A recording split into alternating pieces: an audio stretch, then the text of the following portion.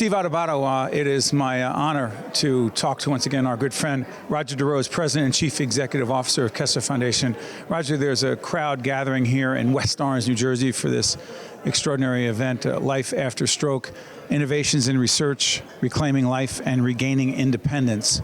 Talk about this conference. Well, Steve, you know, we focus on changing the lives of people with disabilities, and stroke is just one of the many areas that we focus on. Tonight's event is really going to be centered on the cognitive issues that stroke patients have and the medical interventions that we have brought forward to be used from a translational point of view right into patient care here at Kessler Institute, and then rolling it out through the state of New Jersey and around the country. And we're also going to do that in the area of mobility for paralysis related to stroke as well. Two very, very significant issues for stroke patients. Rodger, let's put this in perspective. 7 million Americans dealing with stroke have had a stroke. But life after stroke, put that in perspective. What are people dealing with? Sure. Yeah, you know, Steve, this whole issue of spatial neglect, which is a cognitive issue related to stroke, where there's an absence of leftness with a right brain stroke. If that goes undiagnosed, it means that individuals are missing this whole side of their life. And that is something that we're bringing to the party here. And then there's issues related to mobility as well, issues related to aphasia, the ability to speak. And what it means is, how do those folks integrate with their family, with the community, and back to the workplace if they're still of working age? Kessler Foundation, your role in this? Our role is to focus on new medical interventions that can be used right in patient care and bring it to patient care as effectively and efficiently as possible, so that we can test those interventions here at Kessler Institute in the care centers, and then roll them out and disseminate that information nationwide and worldwide. So for people who actually, you talked about spatial, give that term again? Spatial neglect.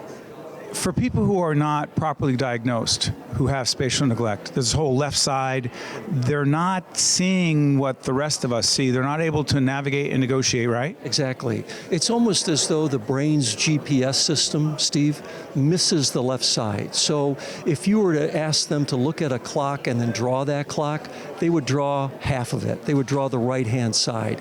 That's what spatial neglect is. And the seriousness of that issue, if it goes undiagnosed and you put a stroke patient behind the wheel of a car, imagine the issues that they would have driving into traffic, for example, or missing and taking a fall and re-injuring themselves in terms of breaking a hip or something even more catastrophic.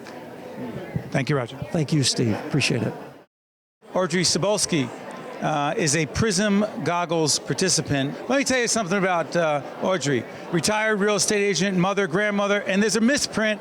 It says she's a great-grandmother who survived her first stroke at the age of 82, born and raised in the Bronx. At 80, she completed a 5K race with her family by her side. Soon after, had her first stroke that changed your life. Describe it. Oh, yes, how it changed it. I lost all my independence. I can't drive. I haven't driven. I was unaware of anything to the left side. My whole left side went weak, and it was non-existent. And I'm just regaining all my independence again. Audrey talks about the left side, this whole not being able to see on the left side. This particular condition is dealt with by these prism goggles. What are they like for you when you put them on? They were just like looking through a regular glass. I really didn't see a difference, except it was sort of split up. You know, the vision was split up. But I guess it must have been pulling me to the side or something. I really don't know. All I know is it made a tremendous difference. I became aware of things on the left, which I never was before. Just by putting these goggles on, it made all that difference? Wearing them, I mean, every day she came and put them on me, and I did a test with her. Question.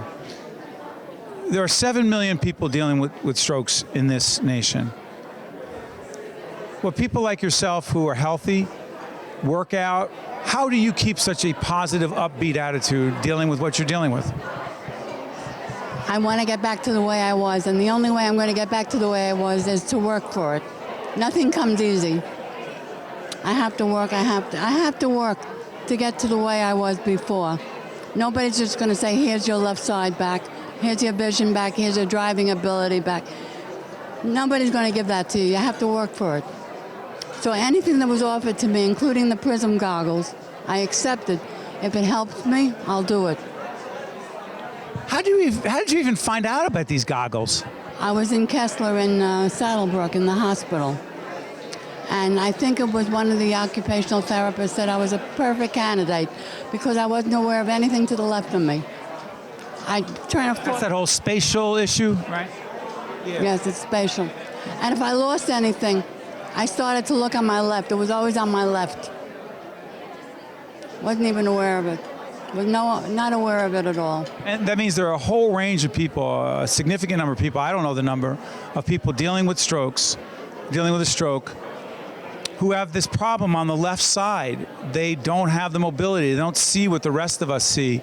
Dr. Barrett from here at Kessler is explaining this to us, and she said, your perspective is totally off.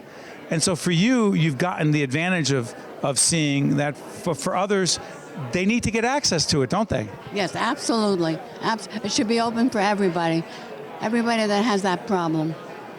You don't know you have the problem until you're made aware of it. I was made aware of it at the hospital. What message would you want to give everybody else right now who's watching, who either has someone in their family dealing with a stroke, they're dealing with a stroke, but they've been affected by stroke? I would say look into what's open for you. Look into what's available for you and try it. It can't hurt you. It's not something that's going to hurt you. It's something that's going to help you. You're never giving up, are you? Oh, me, no. Me. I'm too stubborn. Ornery. In a good way. Oh, yeah. Ask my family that. Thank you, Audrey. Thank you. The preceding program has been a production of the Caucus Educational Corporation, celebrating over 25 years of broadcast excellence, and 13 for WNET, NJTV, and WHYY.